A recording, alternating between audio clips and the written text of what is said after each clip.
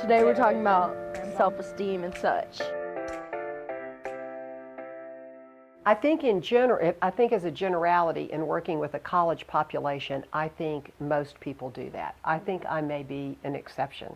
I don't tend to do those things that are very destructive. I'm not as pretty as, I'm not as thin as, I don't have as cool clothes as, I don't make as much money as. I have never had those struggles. I don't naturally do that at all. I can't. I just don't. That conversation almost never enters my head. I gravitate to people I feed off of. I have tremendous positive relationships in my life. It's self-confidence by still being humble. It's a confidence that comes from affirmation, I think, and feeling, it's the phrase, feeling good in your own skin. It has led to a real deep self-awareness. I think I'm very aware of my strengths and weaknesses.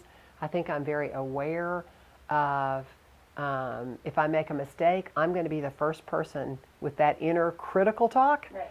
I will discover that before anybody else will, and I will call myself to account before anybody else needs to. And it's when you get into that, because that comparative thing, it can be negative. It can be a self-put down instead of affirming.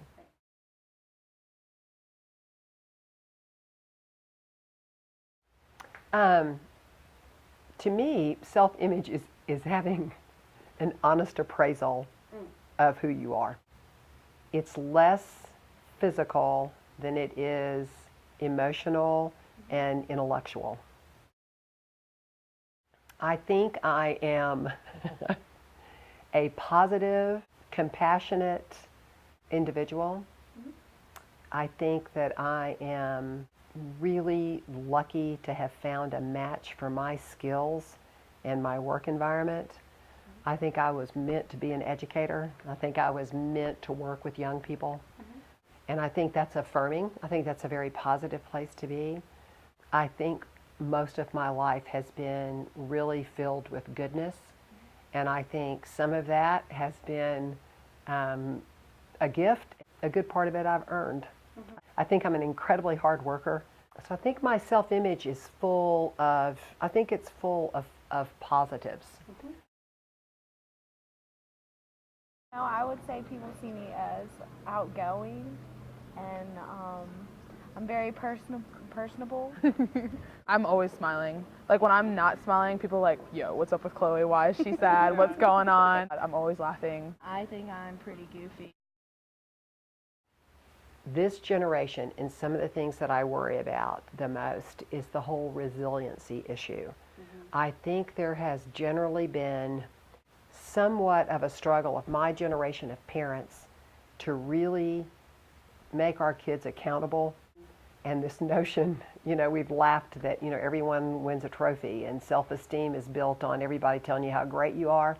Well, that's a complete, bogus, ridiculous statement. There have not been as many key lessons learned. I can struggle, I can fail, I can make a bad decision, but I'm not fragile, and I can build myself up, and I will actually learn far more from that. Literally, it's self-explanatory. I feel like self-esteem, it starts with yourself, period. Like, if you're not comfortable with yourself, it's going to be like, people can see that you're not comfortable. If you can't see that in yourself, period, then you're going to feel bad all the time. So it starts literally with yourself, period. Like, you have to have confidence or some type of well-being about yourself to even be happy.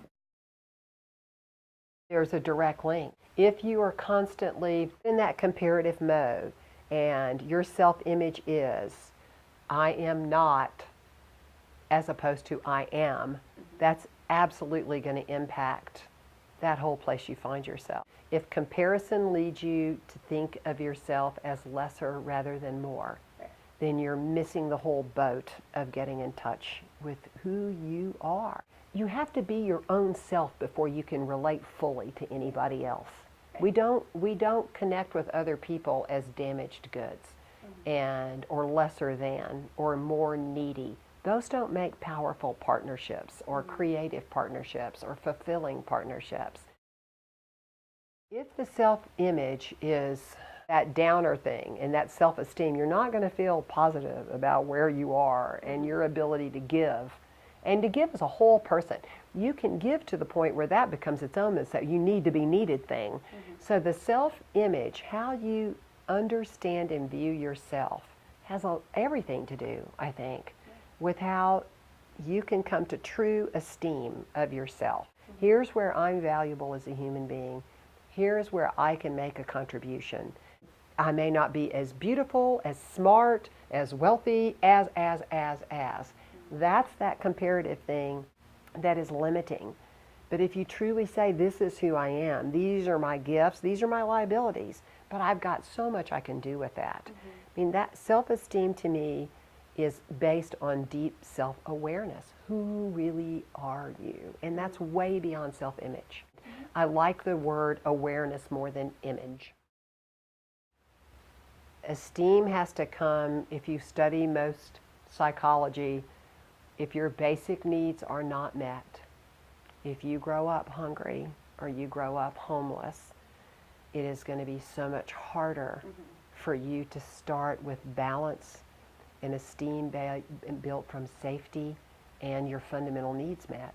So that's where I say that moment to me is empowering for the rest of your life. And you can't build a human being nearly as well without those fundamental things. And that's where you start to build a healthy person. Self-esteem doesn't come from everybody saying, oh, you're so wonderful. It comes from saying, you know what? You could have done that better. Wow, let me work through that and let me figure that out and let me try to be that person. Oh, I have pretty good self-esteem. Yeah. I mean, I feel like myself. I would say I had bad self-esteem until about like the middle of senior year of high school. Okay.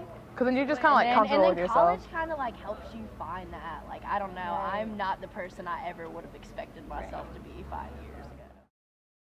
The self-talk has led to self-awareness, and I believe that's probably the most important thing I bring to my day's work.